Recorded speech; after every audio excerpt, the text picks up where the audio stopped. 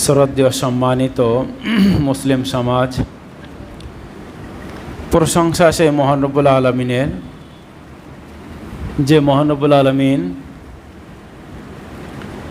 তার অশেষ করুণায়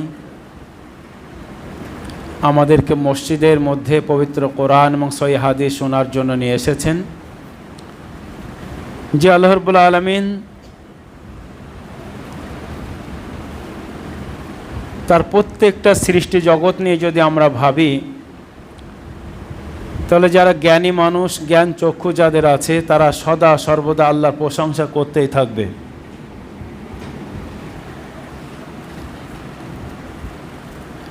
যে আল্লাহ রাব্বুল আলামিন পবিত্র কোরআনে সূরা ফাতিরের মধ্যে বলছেন, দেখবেন এই বর্ষাকালে যত উদ্ভিদ গাছপালা সব জন্ম নেয়, আবার এইভাবে শীতকাল চলতে চলতে শীতের শেষের দিকে ছোট ছোট গাছপালা উদ্ভিদগুলো সব যেন কোথায় ধ্বংস হয়ে চলে যায়। আবার আল্লাহর তরফ থেকে রহমতের পানি বর্ষণ হলে সাদা জায়গা থেকে আবার কোথা থেকে উদ্ভিদ আল্লাহ সৃষ্টি করে দেয়। আল্লাহ এভাবে মানুষদেরকে উদাহরণ দিচ্ছেন, ঠিক মানুষ একদিন মারা যাবে, তারা মাটির সঙ্গে তাদের মাংস মিশে যাবে। আবার যেদিন হাসরের মাঠ শুরু হবে, আল্লাহ রাব্বুল আলামিন যেমন সাদা জায়গা থেকে উদ্ভিদগুলোকে বাহির করেন, মানুষগুলোকে ঠিক হাসরের মাঠে ওইভাবে উত্থিত করা হবে। দেখবেন একটা পুকুর, যদি আপনি 10 হাত নিচেও একটা পুকুর কাটেন, সেই পুকুর কাটার পরে পুকুরটা যদি ফেলে রেখে দেন, ওই পুকুরের নিচেও বিভিন্ন রকম গাছ ওখান থেকে হতে শুরু করে। এই গাছগুলো ওখানে বীজটা কোথা থেকে গেল আর কে ওখান থেকে গাছগুলো উঠালো? আশ্চর্যের বিষয়। আপনি পুকুরের মাটিটা যদি এক জায়গায় 10 হাত উঁচু করে ফেলেন, পুকুরের মাটি, যে পুকুরে কোনোদিন ঘাস হয়নি, কিছুই হয়নি, সেই মাটি যদি এক জায়গায় ফেলেন 10 হাত উঁচু করে 6 মাস ফেলে রাখলে দেখবেন ওই মাটি থেকে কোথা থেকে ঘাস চলে আসছে। তার প্রমাণ মাদ্রাসার মাটি, আমরা পুকুরের মাটি কেটে এই সাইডে দিয়েছি, কোথা থেকে ঘাস, বিভিন্ন রকম গাছপালা ওখানে ভর্তি হয়ে গেছে। কই আমরা ছাত্র শিক্ষক কোনোদিন কিন্তু সেখানে দুবলো ঘাস আরও যে গাছগুলো আছে ছড়ায়নি, পুঁতিনি, এমনি এমনি হয়ে গেছে। তো যেমনভাবে আল্লাহ রাব্বুল আলামিন পবিত্র কোরআনে বলছেন, শুষ্ক জমিন থেকে আমি যেমনভাবে উদ্ভিদ সৃষ্টি করি, মানুষ দেখলে মনে করবে যে এখানে কিছুই নেই, ঠিক একই রূপভাবে মানুষ একদিন মারা যাবে, মানুষকে আমি ওইভাবে আবার সমস্ত মানুষকে আমি উত্থিত করব। যে আল্লাহ রাব্বুল আলামিনের অশেষ ক্ষমতা, করুণা। আমি পবিত্র কোরআনের তাফসির পড়াই মাদ্রাসায়, তো যত পড়াবেন তত জ্ঞানের পরিধি বাড়বে। সেখানে একটা জিনিস পড়ছিলাম, 1450 বছর আগে কোরআন এসেছে। সূরা ফাতির এখন পড়াচ্ছি, তো সেখানে পড়াতে গিয়ে দেখলাম আল্লাহ রাব্বুল আলামিন বলছেন যে আমি 2টো সাগর সৃষ্টি করেছি, একটার পানি সুপেয় মানে মিষ্ট পানি, আর একটার পানি হচ্ছে নোনতা। চিন্তা করেন, 1450 বছর আগে পবিত্র কোরআনে স্থান পেয়েছে। শুধু তাই নয়, তারপরে বলা হয়েছে সেই সমুদ্রে মাঝখান দিয়ে নৌযানগুলো চলে, এবং ওই সমুদ্রে তোমরা যদি রিসার্চ করো, ওখান থেকে তোমরা চাঁদি হীরা গহনা পাবে, যেগুলো তোমরা আলবিসুনাহা তোমরা পরিধান করতে পারবে। 1450 বছর আগে পবিত্র কোরআনে স্থান পেয়েছে যে সমুদ্রের নিচে সোনা চাঁদি হীরা মণি মুক্তা সব কিছু পাওয়া যায়। এখান থেকে 1-150 বছর আগেও মানুষের এটা জানা ছিল কিনা আল্লাহ ভালো জানে। 1450 বছর আগে পবিত্র কোরআন বলছে যে সমুদ্রের নিচে এইভাবে জিনিসগুলো আছে, সেখানে গাছপালা আছে, সমুদ্রের নিচে বিভিন্ন রকম প্রাণী আছে। 1450 বছর আগে যদি অনেকেই যারা বলে যে কোরআন মোহাম্মদের যদি বাণী হয় সাল্লাল্লাহু আলাইহি সাল্লাম, উনি তো কখনো সমুদ্রের নিচে এখন যেমন যান, উনি তো যাননি। উনি তো এসে দেখেননি যে 2টো সাগরের পানি একসাথে মেলে না, আটলান্টিক মহাসাগরের পানি, উনি তো আসেননি। উনি তো দেখেননি যে সাগরের নিচে কত গভীর, সেই গভীরের নিচের মধ্যে সোনা চাঁদি পড়ে আছে। অতএব এগুলোই প্রমাণ করে। এই জন্য সারা বিশ্বে যদি রিসার্চ করেন, দেখবেন যে মুসলিমের হার দিন দিন বাড়তে চলেছে। রিসেন্ট কালকের খবর শুনেছেন, নিউ ইয়র্কে যিনি মেয়র হয়েছেন তিনিও একজন মুসলিম। নিউ ইয়র্কে, অলরেডি লন্ডনের যিনি মেয়র আছেন সাদিক খান, তিনি তো মুসলিম আছেন। বিশ্বের বৃহত্তম শহর, সবচেয়ে ভালো শহর লন্ডন বলা হয়, নিউ ইয়র্ক বলা হয়, সেখানের মেয়রগুলো আজকে সব মুসলিম। তো আল্লাহ রাব্বুল আলামিন পবিত্র কোরআনের মধ্যেও আমাদের এইভাবে স্পষ্ট বাণী করে দিয়েছেন। এই জন্য যাদের, আমি আগেই বলেছি, যাদের জ্ঞান চক্ষু আছে, যারা জ্ঞানচক্ষু মানে যারা আল্লাহকে নিয়ে ভাবে, বিবেক খাটায়, তারা আল্লাহর যদি সারা জীবন প্রশংসা করে, আল্লাহর প্রশংসা করে শেষ করতে পারবে না। এই জন্য তারই শেখানো প্রশংসা স্বরূপ আমরা সকলে একবার বলি আলহামদুলিল্লাহ। তারপরে পরে নবী ও রসুলদের সেরা নবী, সারা বিশ্বের নবী, যে বিশ্ববিখ্যাত মনীষী অক্লান্ত পরিশ্রম করেছিলেন উম্মাতের জন্যে, যিনি সদা সর্বদা চেয়েছিলেন উম্মার যেন জাহান্নাম থেকে মুক্তি পেয়ে জান্নাতে যেতে পারে, সেই মহামানব সারা বিশ্বের নবী আখরি নবী হজরতে মুহাম্মদ বলুন সাল্লাল্লাহু আলাইহি ওয়াসাল্লামের উপর দরুদ ও সালাম ঝরে পড়ুক। আল্লাহুম্মা সাল্লি আলাইহি, আল্লাহুম্মা আমিন। আমার বক্তব্যের বিষয় চলছিল পিতামাতা নিয়ে আমি আলোচনা করছিলাম। তার আগে যে একটুখানি আল্লাহর প্রশংসা নিয়ে কথা বলছিলাম, সময় সময় যদি পারেন পবিত্র কোরআন যারা পড়তে পারেন, বাংলা তর্জমা সময় সময় পড়বেন, বুঝতে না পারলে আমাদের কাছ থেকে একটু বুঝে নেবেন, দেখবেন অনেক ভালো লাগবে। যদি একটু শুধু পড়ে গেলে হবে না, একটা একটা করে আয়াত পড়তে হবে, ভাবতে হবে। কোরআন নিয়ে যত আজকের অমুসলিমরা কোরআন ভুল ধরার জন্য তারা রিসার্চ করতে গেছে, যত কোরআন ভুল ধরার জন্য তারা পড়াশোনা শুরু করেছে, আল্লাহর ইচ্ছায় সেই সব মানুষগুলো তত তাড়াতাড়ি কোরআনের দিকেই তারা ধাবিত হয়েছে। তার কারণ তারা ভেবেছে যেটা কীভাবে সম্ভব। কোরআনের বয়স প্রায় 1500 বছর হতে গেল, তো 1500 বছর আগে এই যে জ্ঞানগুলো, এগুলো তো কোনো সাধারণ মানুষের জ্ঞান হতে পারে না, এগুলো কোনো সাধারণ মানুষ তৈরি করতে পারে না, নিশ্চয়ই কোনো ঐশী বাণী হবে। যত কোরআন নিয়ে রিসার্চ করতে মানুষ চলে গেছে, তত মানুষ পবিত্র কোরআনের দিকে ধাবিত, ইসলামের দিকে ধাবিত হয়েছে। এটা মাথায় রাখতে হবে। আমার যে বক্তব্যের বিষয় চলছিল পিতামাতার সম্মান সম্পর্কে আমরা আলোচনা করছিলাম। তার কারণ তার 2 জুম্মা আগে আমি পিতামাতাকে একটু করেছিলাম যে সন্তান মানুষ করতে পারেননি। তারপরে আমি বলেছিলাম যারাই আমরা যেভাবে মানুষ হয়েছি, আমাদের ঘাড়ে, আমাদের মাথায়, আমাদের বোঝা, যদি আমরা মনে করি পিতামাতাকে এটা সম্পূর্ণ ভুল বলা হবে। পবিত্র কোরআন এবং সহিহ হাদিস যদি দেখেন, সবচেয়ে বড় দুঃখ লাগে কি জানেন তো, 2টো ছেলে মানুষ করার পরে 2টো ছেলে আলাদা, যদি বাপ মার এখন আলাদা রান্না করে খেতে হয়, এর মতো বড় দুঃখ এবং কষ্টকর জিনিস আর হতে পারে বলে আমার মনে হয় না। সেটা একটা ছেলে হতে পারে, 4টে হতে পারে, 6টা ছেলে হতে পারে। ছেলেগুলো মানুষ করার পর তারা আলাদা এবং বাপ মা যদি আলাদা থাকে, এর মতো বড় কষ্ট আর আছে বলে আমার মনে হয় না। আজকের এনআরসি নিয়ে, এনআরসির একটা পার্ট হচ্ছে SIR, এইটা নিয়ে আমরা দৌড়াদৌড়ি করছি নাকি আমাদের টিকে থাকতে হবে।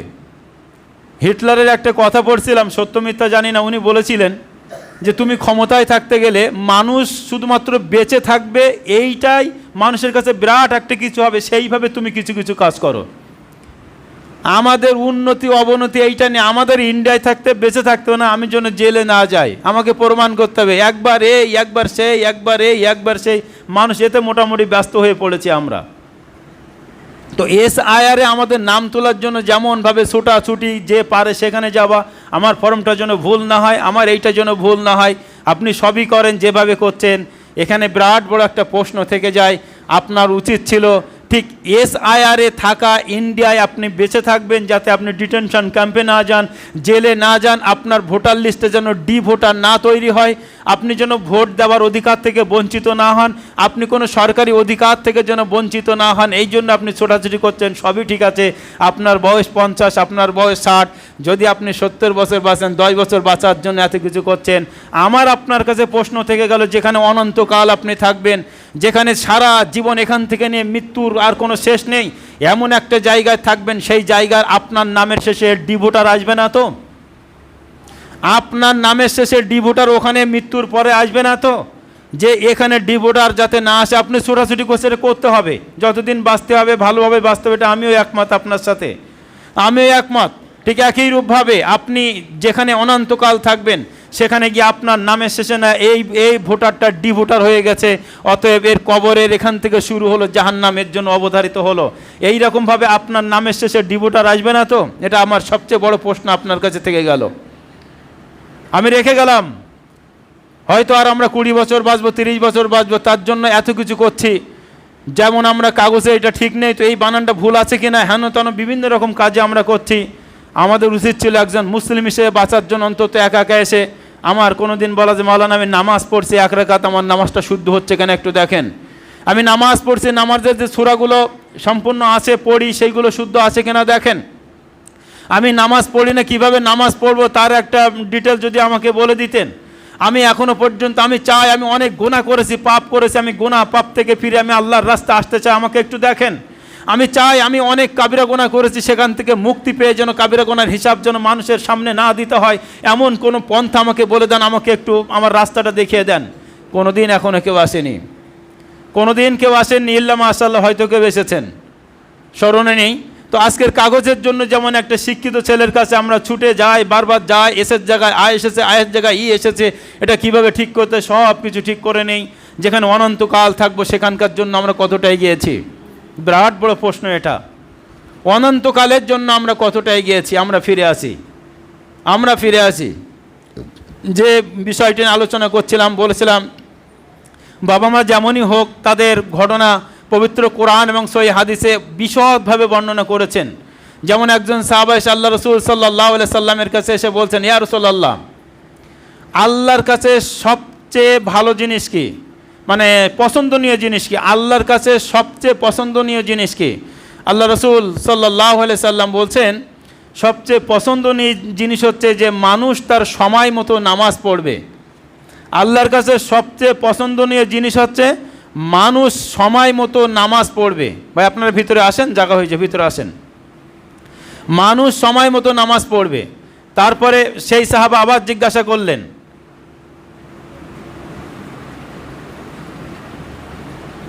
ভাই জায়গা দেন না, আসেন ভিতরে আসেন।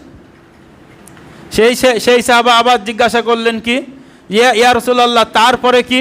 ভালো করে শোনেন, এইদিকে লক্ষ্য করেন, যা হচ্ছে হয়ে দেন। একজন সাহাবা শোনেন, একজন সাহাবা রাসূল সাল্লাল্লাহু আলাইহি সাল্লামের কাছে জিজ্ঞাসা করছেন, ইয়া রাসূলুল্লাহ, আল্লাহর কাছে সবচেয়ে পছন্দনীয় আমল কি? এইদিকে দেখেন, ওদিকে দেখছেন। আল্লাহর কাছে সবচেয়ে পছন্দনীয় আমল কি? আল্লাহ রসুল সাল্লাল্লাহু আলাইহি সাল্লাম বললেন যে ঠিক সময় মতো নামাজ পড়া। দ্বিতীয়বার আবার জিজ্ঞাসা করছেন, ইয়া রাসূলুল্লাহ, তারপরে কি? আল্লাহ রসুল সাল্লাল্লাহু আলাইহি সাল্লাম বলছেন যে পিতামাতা থাকলে পিতামাতার সঙ্গে সৎ ব্যবহার করা। ইয়া রাসূলুল্লাহ, তারপরে কি? তারপর রাসূল সাল্লাল্লাহু আলাইহি সাল্লাম বলছেন যে তোমার সামর্থ্য থাকলে জিহাদে অংশগ্রহণ করা। চিন্তা করেন, আল্লাহর কাছে সবচেয়ে পছন্দনীয় আমল হচ্ছে ঠিক সময় মতো ওয়াক্তের সঙ্গে সালাত আদায় করা। দ্বিতীয় কাজ আল্লাহ রাসূল সাল্লাল্লাহু আলাইহি সাল্লাম বললেন যে পিতামাতা থাকলে তাদের খেদমত করা, তাদের সম্মান করা, তারা যেটা বলবে সেটা শোনা। তৃতীয় নম্বর আল্লাহ রাসূল সাল্লাল্লাহু আলাইহি সাল্লাম বলছেন যে তোমার যদি সেই ক্ষমতা থাকে তাহলে তোমাকে জিহাদে অংশগ্রহণ করা। তাহলে আল্লাহর কাছে সবচেয়ে পছন্দনীয় জিনিস হচ্ছে নামাজে অংশগ্রহণ করা, পিতামাতার খেদমত করা, সেখানে স্থান। আল্লাহ রাসূল সাল্লাল্লাহু আলাইহি সাল্লাম বলছেন, ওই ব্যক্তির নাক ধুলোয় মিশে যাক, ওই ব্যক্তির নাক ধুলোয় মিশে যাক, ওই ব্যক্তির নাক ধুলোয় মিশে যাক। সাহাবারা জিজ্ঞাসা করছেন, ইয়া রাসূলুল্লাহ, কোন ব্যক্তির নাক ধুলোয় মিশে যাবে? রাসূল আকরাম সাল্লাল্লাহু আলাইহি সাল্লাম বললেন, ওই ব্যক্তি যে ব্যক্তি তার বৃদ্ধ বৃদ্ধা অথবা তার পিতা এবং মাতা দুজন অথবা একজনকে তার বয়সকালে পেল এবং তাদের খিদমত করে জান্নাতের অধিবাসী হতে পারল না, এই ব্যক্তির নাক ধুলোয় মিশে যাক। চিন্তা করেন। আমি জানি আপনারা পাঁচে ভাই, আপনার উপরে আপনার বাবা মা অনেক অত্যাচার করেছে, আপনার দেখা মতে আপনার উপরেও অবিচার করেছে, আমি এটা বুঝি। আপনার বাবা মা করেছে, এর মানে এই নয় যে আমার বাবা মা যেমন অবিচার আমার উপর করেছে আমিও করবো, এমনটা নয় ভাই। আপনার উপরে অবিচার করলেও আপনি পিতামাতার উপরে অবিচার করেন না। আপনার উপরে করেছে আপনার পিতামাতা, এর জন্য পিতামাতা আল্লাহর কাছে হিসাব দেবে। আপনি যদি তাদের সঙ্গে সদ্ব্যবহার করেন এর জন্য আপনি সওয়াব পাবেন, শুধু সওয়াব না অনেক নেকি পাবেন। মা আপনার জন্য হাত তুলে দোয়া করলে দোয়াটা কবুল হওয়ার সম্ভাবনা 1000 গুণ বেশি। এই জন্য আপনার উপর অবিচার হলো, আপনি ক্ষমা করে দিয়ে পিতামাতার সেবায় আপনি মগ্ন থাকেন। তাহলে ওই ব্যক্তির নাক ধুলোয় মিশে যাক, ওই ব্যক্তির নাক ধুলোয় মিশে যাক, ওই ব্যক্তির নাক ধুলোয় মিশে যাক যে ব্যক্তি তার পিতা অথবা মাতা তার জীবদ্দশায় পেল, তাদের খিদমত করে জান্নাতের অধিবাসী হতে পারল না। চিন্তা করেন পিতামাতা কি জিনিস। একটা ঘটনা বলি, একটা আলেম উনি ওনার মা জীবিত ছিলেন, ভালো করে শুনবেন। মা জীবিত ছিলেন, উনি প্রায় ইচ্ছা যে হজের সময় আসলে উনি হজ করতে যাওয়ার জন্য মনের দিক থেকে দৃঢ় প্রতিজ্ঞা করেন। যখনই হজের সময় আসবে তখনই ওনার মা বলে যে খোকা বাপ এবছর যাস না, শরীর তো খারাপ, কখন কি হয়ে যায়, যদি হঠাৎ করে মারা যায়, তুই ছাড়া তো আমার কেউই নেই, কি হবে বল, যাস নে। আলেম মানুষ, মা মানা করছে, মায়ের এটাও শোনা ফরজ। তো উনি দেখছেন যে ঠিক আছে যাব না। উনি একবার জাননি, দ্বিতীয় বছর আবার যখন হজের সময় আসলো উনি আবার বলছেন যে আমি এবার হজটা করে আসি। মা আবার মানা করছেন যে বাবা যাস নে। কখন কি হয় না হয় আমি আছি। একবার, দুবার, তিনবার এইভাবে আটকে গেল। চতুর্থবার উনি বলছেন যে না মা, আমার হজটা করে আসি। মা মানা করছেন, আলেম উনি হজ করতে যাবেন। তো উনি যখন মায়ের অবাধ্য হয়ে উনি হজ করতে চলে গেছেন, সেই সময় আমাদের মতো এখন উড়োজাহাজ প্লেনগুলো ছিল না, কোথাও আপনার হাঁটা পথ, কোথাও সেই সময় উটের পথ। তো উনি রাত্রে গিয়ে একটা মসজিদে উনি বিশ্রাম নিয়েছেন। এখন দেখা যাচ্ছে মসজিদটা আপনার পাঁচিল দিয়ে ঘেরা আছে। আলেম ইনি রাত্রে জেগে আল্লাহর ইবাদত, দরজা খুলে আল্লাহর ইবাদত বান্দিগি করছেন। হঠাৎ একটা চোর, সেই গ্রামের একটা চোর, সে চুরি করে তাকে যখন ধাবা করেছে, চোরের জিনিস নিয়ে পাঁচিল টপকে মসজিদের মধ্যে এসে ওই মাল ফেলে এই বাড্ডে লাফ মেরে ওই বাড্ডে চলে গেছে। এরা যখন সব ঢুকে গেল, এর মধ্যে চোর ঢুকেছে, এসে দেখছে যে একজন আগন্তুক ব্যক্তি আছে, সন্দেহটা আরও বেশি করে হলো। তখন ওরা বলল যে তুমি বাইরের থেকে এসে চুরি করে সঙ্গে সঙ্গে আমাদের দেখে নামাজ পড়তে বসেছো, মাল এখানে ফেলে আমাদের দেখে তুমি নামাজ পড়তে বসেছো। তুমি আমাদের সঙ্গে ধোঁকা দিয়েছো, আল্লাহর সঙ্গে ধোঁকা দিয়েছো। এই ভেবে তারা উত্তম মাধ্যম কিছু করলো। ব্যক্তিটি হাসে, আলেম ব্যক্তিটি হাসে। তোর জিজ্ঞাসা করছে আপনি হাসছেন কেন? তুমি বলেছিলেন যে আজকে যেটা হয়েছে এটা সম্পূর্ণ আমার মায়ের অবাধ্যর কারণে আজকের হয়েছে। উনি বলেছিলেন যে আমি আজকের এখানে আসছি, আমার মা এখানে সম্মতি দেয়নি, মায়ের এখানে সঠিক দোয়া ছিল না, মা মানা করেছিল। যাক, মায়ের অসম্মান করে আমি আজকে আসার জন্যে আল্লাহর তরফ থেকে এই যতটুকু অপমান অপদস্থ হয়েছে এটাই হয়েছে। পরে যখন দেখা গেল যে না, চোর অপোজিট দিক থেকে চলে গেছে, তারও নিশানা কিছু পেয়েছিল, মানুষেরা ক্ষমা চেয়েছিল। বলার বিষয় হচ্ছে এটা মা কি জিনিস। তিনি হজ করতে যাবেন, তারপরও মায়ের কথা যে বাবা যাস নে, থাক এখানে, এইটুকু না করার জন্য আল্লাহর তরফ থেকে এটা একটা ওনার উপরে যতটুকু শাস্তি ওনার উপর আসার মতো এসেছে। পিতামাতা সাংঘাতিক জিনিস, যাদের আমাদের নেই তারা আমরা বুঝি, যাদের আছে অন্তত তাদের কাছে গিয়ে আমরা সেবা করব। বাবা মা চলে গেলে বিরাট জিনিস চলে যায়। আগে একদিন বলেছিলাম, বাবা মা হচ্ছে আমাদের মাথার উপরে ছাতার সমান, বাবা মা হচ্ছে আমাদের মাথার উপরে বটগাছের সমান। একটা খালি মাঠে একটা বটগাছ থাকলে যেমনভাবে কাজ করে আসার পরে বটগাছের নিচে বসতে যতটা আনন্দ লাগে, আরাম লাগে, এমনি কিছুই দেয় না। তারপরে বিরাট একটা জিনিস, পিতামাতা যাদের আছে সেই রকম জিনিস, আমাদের পিতামাতার সঙ্গে আমরা সৎ ব্যবহার করব। দুঃখ লাগে যখন কোনো পিতা বা মাতা আমাদের কাছে এসে বলে যে ছেলেরা ভালো ব্যবহার করে না, বৌমারা ভালো ব্যবহার করে না, অনেক খারাপ লাগে, অনেক কষ্ট লাগে। এই জন্য বলি, মা বাবা থাকতে আপনারা এও পর্যন্ত কানে আসে যে 4টে ছেলে হেড়াহেড়ি করে, ও দেয় না তো আমি দেবো কেন? আমি কি একা ছেলে, জমি কি আমার কি 2 কাঠা অতিরিক্ত দেবে নাকি? না ভাই, আমি এইটা অনেকের বলি যে কেউ না দেখ, আপনার জমি বেশি দেওয়ার দরকার নেই। আপনি তো আপনার 2-3টে ছেলের পেছনে অনেক খরচ করছেন, আপনি চান না ছেলের মতো বাবা মার পেছনে আপনি একা একা খরচটা করেন। অন্য ভাইদের আপনি হিংসা করেন যে অন্য ভাইদের আমি খরচ করতে দেবো না, বাবা মাকে আমি আমার খরচে আমি যতদিন বাঁচবে আমি রেখে দেবো। আপনার 2টো খাওয়া হলে বাবা মারও তো খাওয়া হবে। পিতামাতা তারা আমাদের জন্য বোঝা নয়। আপনার সন্তানের আপনি যতটা ভালোবাসেন, ঠিক একদিন আপনার উপর আপনার পিতামাতা অতটা ভালোবেসেছিলেন, এটা মাথায় রাখতে হবে। পিতামাতা সাংঘাতিক জিনিস, যতদিন বেঁচে আছে ততদিন তাদের সেবা করি, আমরা ততদিন সেবা করি। আলকামার ঘটনা আমরা প্রায় শুনেছি, উনি একজন বিখ্যাত সাহাবা ছিলেন।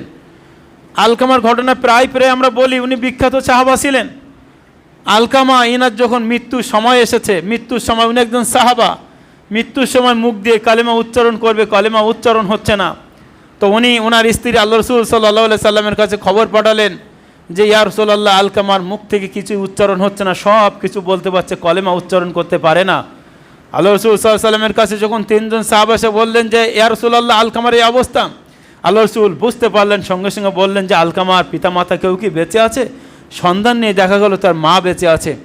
আল্লাহ রসুল বললেন যে ওনার মাকে খবর দেন, যদি উনি আসতে পারেন তো আমার কাছে আসুক, নইলে আমি চলে যাব। ওনার মায়ের কাছে যখন বলা হলো, মা বললেন যে না, আল্লাহ রসুলকে আসতে পারেন, আমি চলে যাই। আল্লাহ রসুল জিজ্ঞাসা করলেন যে আপনি সত্য কথা বলুন, আলকামার সঙ্গে আপনার সম্পর্ক কি? আপনার ছেলে। উনি এই সত্য কথা বলে দিলেন যে আলকামার উপরে আমি সন্তুষ্ট নয়।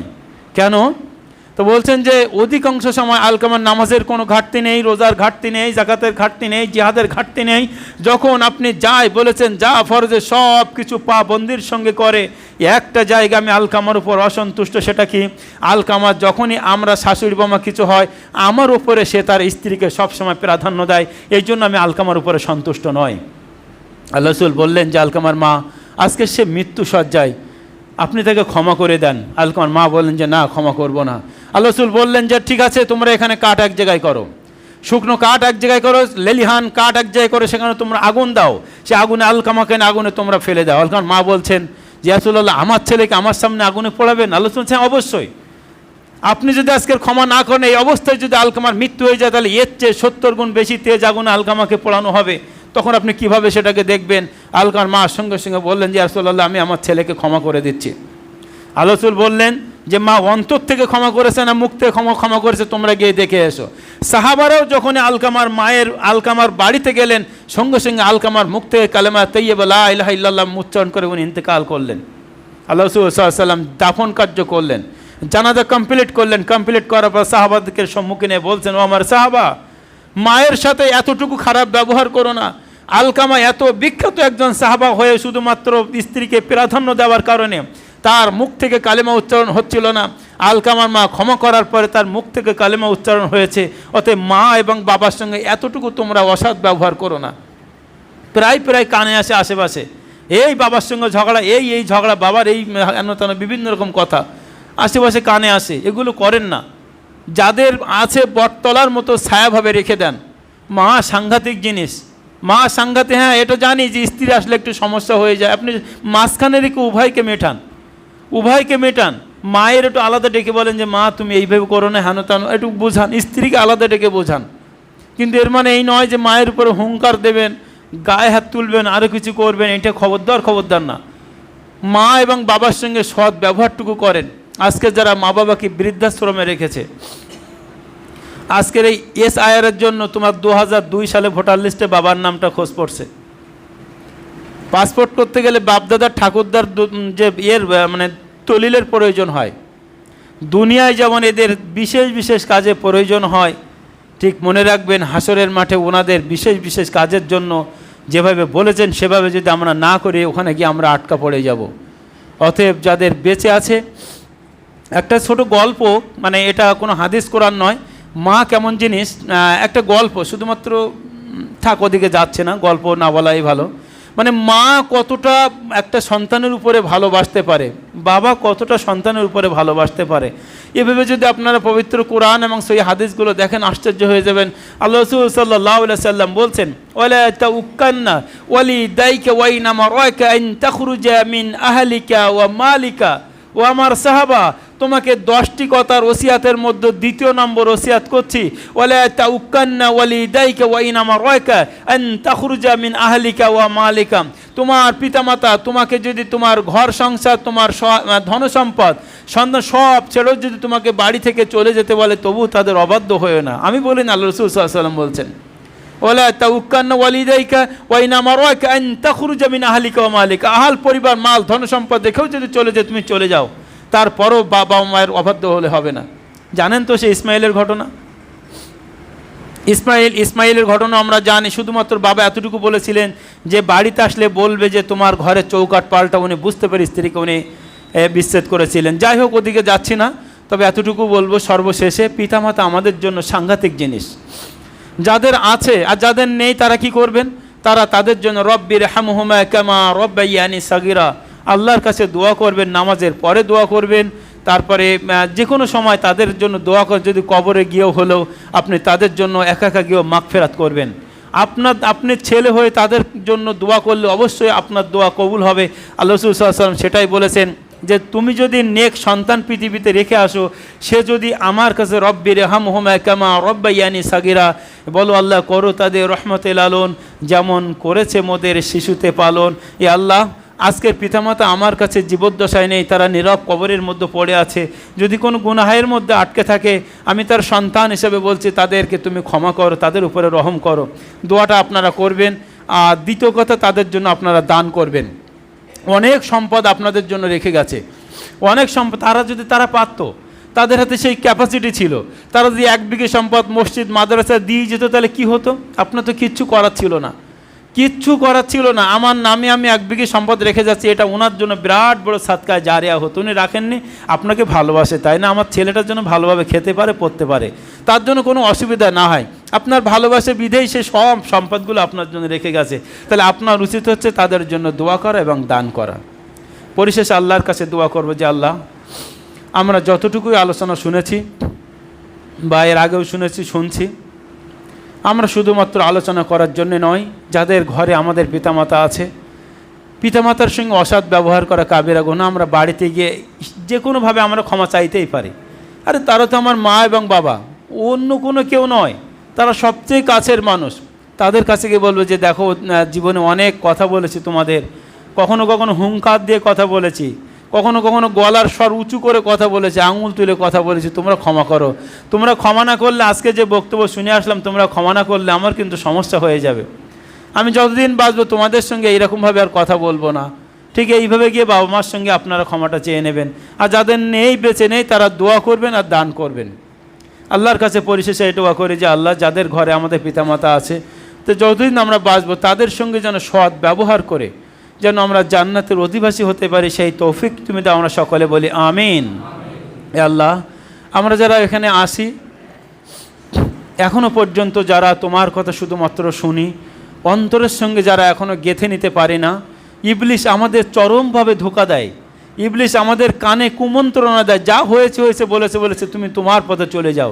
ইবলিশের কুমন্ত্রণাটাকে ফেলে দিয়ে আমরা যেন তোমার পবিত্র কোরআন এবং সহিহ হাদিস যেভাবে বলছে সেভাবেই যেন আমরা আমাদের দিন অতিক্রম করতে পারি, সেই তৌফিক তুমি দাও। সকলে বলে আমিন। বারাকাল্লাহু লানা ফাইন্নাহু জাওয়াদুন কারিমুম আলাইকুম।